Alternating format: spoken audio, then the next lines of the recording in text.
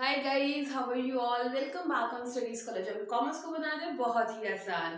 First of all I am very sorry कि मैं कुछ दिनों से आपके लिए वीडियो नहीं लेके आ पा रही थी। एक्चुअली मेरी तबीयत बहुत खराब थी, आपको मेरी आवाज से भी पता चल रहा होगा। बट अब मैं थोड़ा रिकवर कर चुकी हूँ, so I am back to work. तो चलिए वीडियो को शुरू करते हैं। आज इस वीडियो में हम डिस्कस करेंगे अपनी मैक्रो इकोनॉमिक्स का जो यूनिट 2 था, मनी एंड बैंकिंग, उसके most important most expected questions कि जो एग्जाम में आएंगे ही। मतलब आप इन क्वेश्चंस को पढ़ के चले जाओ, इसके अलावा आपको कुछ भी एक्स्ट्रा पढ़ने की जरूरत नहीं है। आपका ये यूनिट ऐसे ही कवर हो जाएगा। सो विदाउट वेस्टिंग टाइम चलिए वीडियो को शुरू करते हैं। तो चलिए देखते हैं कौन से हैं वो most important question from money and banking. अब ये 5 ऐसे क्वेश्चंस हैं, अगर आप ये 5 के 5 क्वेश्चंस अगर आप प्रिपेयर कर लेते हो तो आपको बिल्कुल भी घबराने की जरूरत नहीं है कि हमारा यूनिट प्रॉपर प्रिपेयर नहीं हुआ है, क्योंकि इसी क्वेश्चंस में से आपके क्वेश्चंस आ जाएंगे, डेफिनेटली आ जाएंगे। तो आपने इन क्वेश्चंस को प्रिपेयर करके ही जाना है। ऐसा ना हो इसमें से कोई भी क्वेश्चन आपने स्किप किया हो और आप एग्जाम्स की तैयारी के लिए रेडी मान रहे हो खुद को। ऐसा नहीं करना है। ये क्वेश्चन को प्रिपेयर करना बहुत जरूरी है, क्योंकि इसी में से ही क्वेश्चंस आपके आ जाएंगे। चलिए देखते हैं क्या है फर्स्ट क्वेश्चन।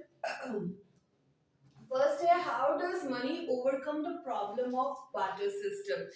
कि बार्टर सिस्टम, ये जो क्वेश्चन है ये आपको 3 मार्क्स में आ सकता है, 3 मार्क्स में या 4 मार्क्स में आ सकता है। कि जो मनी जब इंट्रोड्यूस हुआ तो उसने बार्टर सिस्टम की प्रॉब्लम को कैसे ओवरकम किया।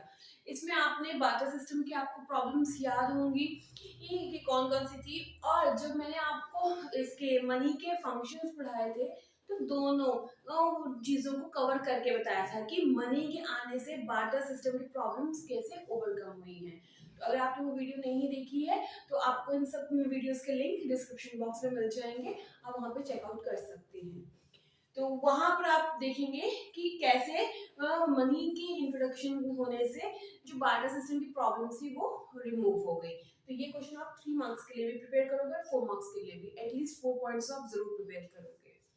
नेक्स्ट है, बेसिकली अगर मैं आपको बोलूं कि इसमें आपने क्या लिखना है तो मैं ये कहूंगी कि इसमें आपने फंक्शंस ऑफ मनी लिखने हैं कि मनी के आने की वजह से क्या क्या हमें बेनिफिट मिला। ओके, नेक्स्ट है define money supply and it's component. Again ये 3 मार्क्स के लिए भी आ सकता है, 1 मार्क्स में भी आ सकता है। 1 मार्क्स में मतलब डिवाइड करके क्वेश्चन आ जाएगा कि मनी का कंपोनेंट क्या है, या M1 कंपोनेंट में कौन कौन सी चीजें इंक्लूड होती हैं, या डिफाइन मनी सप्लाई। तो ये क्वेश्चन किसी तरह से भी आ सकता है। और अगर ये ऐसे फुल फ्लेज क्वेश्चन आता है तो कंपोनेंट में आपने सिर्फ और सिर्फ एक ही कंपोनेंट लिखना है, M1। नेक्स्ट है, explain the functions of RBI. देखो ये तो क्वेश्चन वेरी इंपॉर्टेंट है। और सेकेंडली इस क्वेश्चन को आप फुल फ्लेज 5 मार्क्स के लिए प्रिपेयर करो। जब मैं ये टॉपिक आपको करवा रही थी मैंने तब भी आपको बोला था कि इसके आरबीआई के फंक्शंस हमने प्रिपेयर अच्छे से करने हैं, क्योंकि उसके जितने भी फंक्शंस है ना, जो सीबीएसई है उसमें से कोई भी एक पॉइंट उठा सकता है और क्वेश्चन हमसे पूछ सकता है। बट अगर आपको लगता है कि बहुत ज्यादा है नहीं पढ़ पा रहे तो एटलीस्ट ये 2 फंक्शन तो आप जरूर पढ़ लीजिए, क्योंकि इसमें से तो आएगा ही। ये क्वेश्चन जो है, ये जो फंक्शन है आरबीआई, ये मोस्ट इंपॉर्टेंट है, तो हमने इनको तो पढ़ के ही जाना है। ठीक है, मैं तो वैसे ये कहूंगी कि आप आरबीआई का कोई भी फंक्शन मत छोड़ के जाओ, सारे पढ़ के जाओ। पर फिर भी अगर आप चाहते हैं कि कुछ ना कुछ छोड़ना तो फिर आप ये दोनों तो एटलीस्ट पढ़ के जाइए प्लीज। नेक्स्ट है, explain the process of credit creation bye commercial bank. Again ये 3 marks, 4 marks, 5 marks, very important. इसके बिना क्वेश्चन पेपर सेट नहीं होगा। ये क्वेश्चन चाहे आपका चॉइस में दिख जाए आपको, चाहे आपको एमसीक्यूज की फॉर्म में छोटा सा क्वेश्चन बन के आ जाए, ये हो सकता है ये आपका मेन क्वेश्चन में आ जाए, चॉइस गिवन ही ना, और ये क्वेश्चन डेफिनेटली आएगा। तो इस क्वेश्चन को आप प्रिपेयर करोगे। और ये कैसे इसको अटेम्प्ट करना है, इसके फुल फ्लेज नोट्स आपको मेरे टेलीग्राम चैनल पे मिल जाएंगे।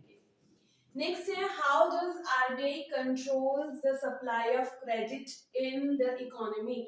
इसमें हमने वो वाले टॉपिक लिखना है कि जो हमारे आरबीआई का इंस्ट्रूमेंट्स यूज करते हैं, qualitative measurement and quantitative measurement, जिसमें हमने reserve repo rate, bank rate वगैरह पढ़े थे। तो ये वो वाला क्वेश्चन है। ये भी आप अगर आप इसको प्रिपेयर करें तो फुल फ्लैज के लिए ही प्रिपेयर कीजिए, क्योंकि इसमें से 1 मार्क्स के क्वेश्चन बहुत ज्यादा बन देंगे। तो इसीलिए इस टॉपिक को कवर करना बहुत जरूरी है, क्योंकि यहाँ से ना एमसीक्यूज, 1 मार्क्स, फिलअप्स, बहुत सारे क्वेश्चन बन सकते हैं। इसलिए आप इसको डिटेल में पढ़ोगे। ये थे 5 क्वेश्चन। ये 5 क्वेश्चन तो आपने अच्छे से प्रिपेयर करने हैं, मतलब इनको तो आप बिल्कुल भी स्किप नहीं करोगे। तो रही बात इनके नोट्स की, आपको इसको एग्जाम में कैसे प्रेजेंट करना है, इसकी प्रेजेंटेशन कैसी होनी चाहिए, आंसर्स की, इसके सारे फुल फ्लेश नोट्स जो हैं आपको मेरे टेलीग्राम चैनल पे मिल जाएंगे। आपको उसके लिए कुछ भी पेमेंट नहीं करनी है, सिर्फ आपको मेरा टेलीग्राम चैनल ज्वाइन करना है। प्रॉपर आपको मिल जाएगा सारे इसके नोट्स, इवन मैक्रो इकोनॉमिक्स के अदर चैप्टर्स के नोट्स भी आपको वहां पर अवेलेबल करवा दिए जाएंगे। सो ये थी आज की एक छोटी सी वीडियो। आई होप आपके लिए ये हेल्पफुल रही हो, और प्लीज इसको ज्यादा से ज्यादा शेयर कीजिए बाकी स्टूडेंट्स को, चाहे आपके ट्यूशन के फ्रेंड्स हैं, चाहे फिर आपके स्कूल फ्रेंड्स हैं, या आपके कोई रिलेटिव्स हैं जो बोर्ड एग्जाम्स की तैयारी कर रहे हैं, उनको ये वीडियो ज्यादा से ज्यादा शेयर कीजिए, सो दैट वो भी अपने एग्जाम्स की तैयारी प्रॉपरली कर सके। और अगर आपको ये वीडियो अच्छी लगी हो तो लाइक और शेयर जरूर कीजिएगा, और प्लीज सब्सक्राइब जरूर कीजिए। सब्सक्राइबर्स नहीं बढ़ रहे हैं तो do subscribe my channel. Thank you for watching.